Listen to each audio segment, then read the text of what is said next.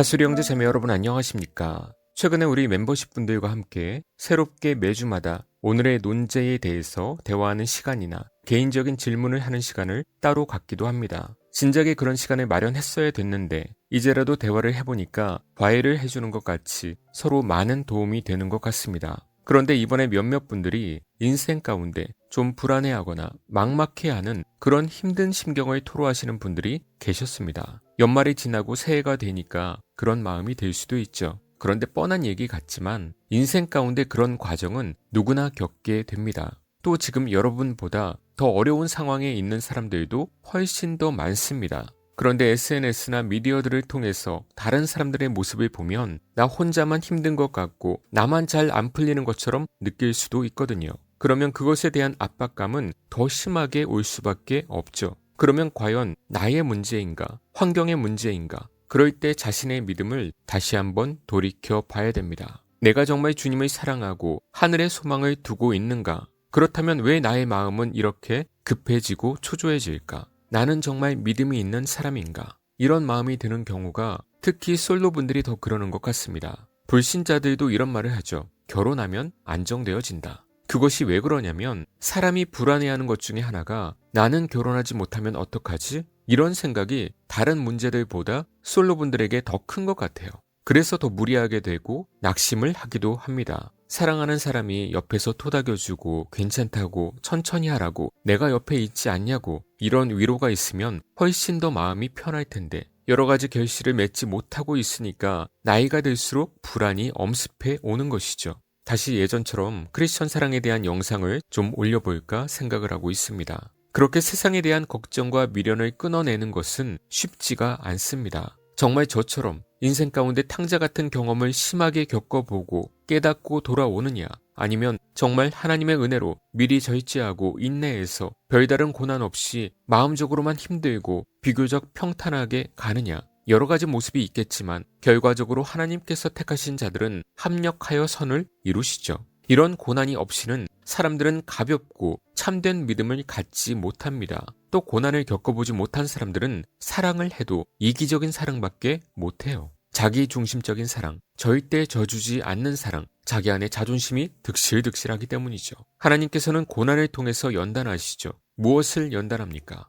도가니는 은을, 풀무는 금을 연단하거니와 여호와는 마음을 연단하시느니라. 아멘. 저는 어렸을 때 모든 아이들이 그랬겠지만 엄마 떨어지면 죽는 줄 알았어요. 그리고 마음도 많이 여리고 했었는데 아이고 웬걸 하나님께서 20대 중반부터 세상에 딱 던져버리니까요. 이런저런 험한 사람들 다 겪어보고 여러 아픔도 겪어봤죠. 제가 언제 이렇게 마음이 변했는지 지금도 기억이 안 나는데 이제는 세상 것들 때문에 그다지 슬픈 게 없어요. 배신하면 인간은 원래 저런 거지 하고 넘어가고 잘해주면 그만큼 또 잘해주면 되고 내 상황은 왜 이럴까? 어떻게 나한테 이럴 수가 있나? 이런 마음이 없어요. 처음부터 그랬을까요? 아니죠. 연단이 된 거죠.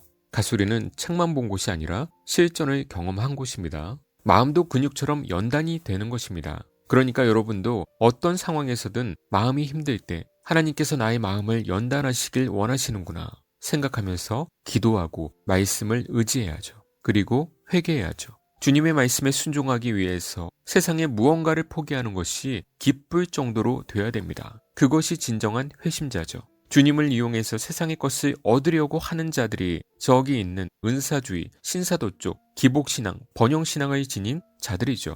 가수리에 새로 오신 간사님 중에 배우 준비를 하시려다가 신앙 때문에 세상의 인기를 포기하신 분도 있어요. 그 포기할 때의 마음이 참 쓰라리기도 하지만 그것을 포기하고 영원한 것을 붙잡는 것을 성경에서는 뭐라고 하죠? 지혜라고 하죠. 지혜를 얻은 자와 명철을 얻은 자는 복이 있나니 이는 지혜를 얻는 것이 은을 얻는 것보다 낫고 그 이익이 정금보다 나음이니라. 지혜는 진주보다 귀하니 내가 사모하는 모든 것으로도 이에 비교할 수 없도다. 아멘. 세상의 은과 금보다 세상에서 내 눈에 좋아 보이는 모든 것들보다 하나님을 알고 영원한 것을 사모하는 자가 지혜가 있는 것입니다. 그래서 여러분이 매일 말씀을 배우고 알아가는 것은 세상 사람들은 가질 수 없는 금은 다이아보다 훨씬 더 귀한 택함 받은 자들만이 가질 수 있는 지혜라는 것을 잊지 마십시오. 세상에 그다지 미련이 없어지는 그런 상태는 젊을 때 여러 욕구가 왕성할 때 없애는 것은 쉽지가 않아요. 그렇다고 포기하면 안 되고 지금 힘들 때는 좀 더 멀리 결과를 기다리면서 참고 인내해야 되고 당장 진로를 선택하지 못하겠을 때에는 지금 일에 열중하면서 주님의 말씀만 따라 묵묵히 순종하면서 살아가면 됩니다. 주님께서 내 길을 예비하시니까요. 내가 계획한 대로 되지 않습니다. 괜히 혼자 마음만 힘들고 우울한 것입니다. 그렇게 한다고 바뀌는 것은 없습니다. 우리는 그저 기도하면서 말씀대로 살아가는 거예요.